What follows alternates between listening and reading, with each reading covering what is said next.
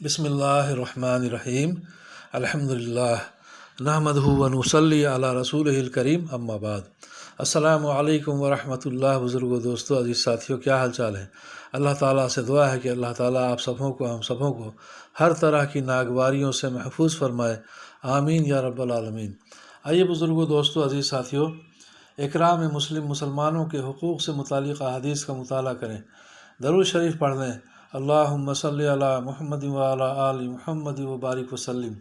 حدیث نمبر 205۔ حضرت ابو ہریرہ رضی اللہ عنہ روایت کرتے ہیں کہ نبی کریم صلی اللہ علیہ وسلم نے ارشاد فرمایا، جو شخص لوگوں سے مال ادھار لے اور اس کی نیت ادا کرنے کی ہو تو اللہ تعالیٰ اس کی طرف سے ادا کر دیں گے، اور جو شخص کسی سے ادھار لے اور اس کا ارادہ ہی ادا نہ کرنے کا ہو تو اللہ تعالیٰ اس کے مال کو ضائع کر دیں گے۔ بخاری۔ فائدہ: اللہ تعالیٰ اس کی طرف سے ادا کر دیں گے کا مطلب یہ ہے کہ اللہ تعالیٰ ادھار کی ادائیگی میں اس کی مدد فرمائیں گے، اور اگر زندگی میں ادا نہ کر سکا تو آخرت میں اس کی طرف سے ادا فرما دیں گے۔ اللہ تعالیٰ اس کے مال کو ضائع کر دیں گے کا مطلب یہ ہے کہ بری نیت کی وجہ سے اسے جانی یا مالی نقصان اٹھانا پڑے گا۔ فتح الباری۔ حدیث نمبر 206۔ حضرت عبداللہ بن جعفر رضی اللہ عنہ روایت کرتے ہیں کہ رسول اللہ صلی اللہ علیہ وسلم نے ارشاد فرمایا، اللہ تعالیٰ مقروض کے ساتھ ہیں یہاں تک کہ وہ اپنا قرضہ ادا کرے، بشرطے کہ یہ قرضہ کسی ایسے کام کے لیے نہ لیا گیا ہو جو اللہ تعالیٰ کو ناپسند ہے۔ ابن ماجہ۔ حدیث نمبر 207۔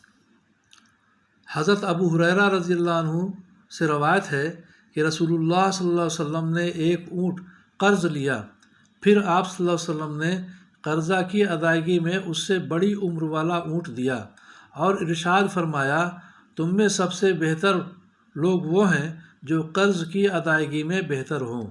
مسلم کی حدیث۔ حدیث نمبر 208۔ حضرت عبداللہ بن ابی ربیعہ رضی اللہ عنہ سے روایت ہے کہ نبی کریم صلی اللہ علیہ وسلم نے مجھ سے 40,000 قرض لیا، پھر آپ صلی اللہ علیہ وسلم کے پاس مال آیا تو آپ صلی اللہ علیہ وسلم نے مجھے عطا فرما دیا، اور ساتھ ہی مجھے دعا دیتے ہوئے ارشاد فرمایا، اللہ تعالیٰ تمہارے اہل و عیال اور مال میں برکت دیں۔ قرض کا بدلہ یہ ہے کہ ادا کیا جائے اور قرض دینے والے کی تعریف اور شکریہ ادا کیا جائے۔ نسائی کی حدیث۔ حدیث نمبر 209۔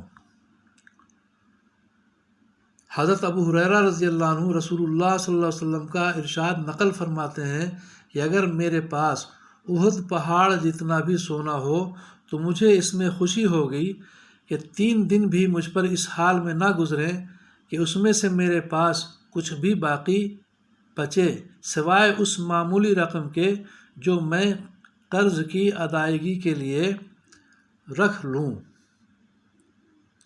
حدیث نمبر 210۔ حضرت ابو ہریرہ رضی اللہ عنہ روایت کرتے ہیں کہ رسول اللہ صلی اللہ علیہ وسلم نے ارشاد فرمایا، جو شخص لوگوں کا شکر گزار نہیں ہوتا وہ اللہ تعالیٰ کا بھی شکر ادا نہیں کرتا۔ ترمذی کی حدیث۔ فائدہ: بعض شارحین نے حدیث کا یہ مطلب بیان کیا ہے کہ جو احسان کرنے والے بندوں کا شکر گزار نہیں ہوتا وہ ناشکری کی اس عادت کی وجہ سے اللہ تعالیٰ کا شکر گزار بھی نہیں ہوتا۔ معروف الحدیث۔ حدیث نمبر 211۔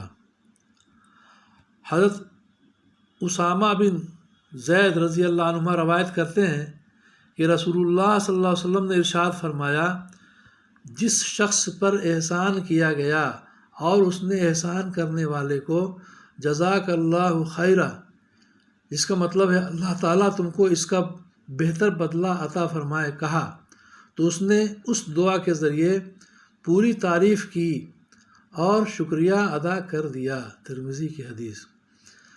فائدہ: ان الفاظ میں دعا کرنا گویا اس بات کا اظہار کرنا ہے کہ میں اس کا بدلہ دینے سے عاجز ہوں، اس لیے میں اللہ تعالیٰ سے دعا کرتا ہوں کہ وہ تمہارے اس احسان کا بہتر بدلہ عطا فرمائے۔ اس طرح اس دعائیہ کلمہ میں احسان کرنے والے کی تعریف ہے۔ معرف الحدیث۔ اللہ تعالیٰ ہمیں بھی سمجھ بوجھ کے عمل کرنے کی توفیق عطا فرمائے، آمین یا رب العالمین۔ آپس میں ایک دوسرے کے حقوق کو سمجھنے ادا کرنے کی توفیق عطا فرمائے، امت میں مل جل کے محبت سے رہنے کی توفیق عطا فرمائے، آمین یا رب العالمین۔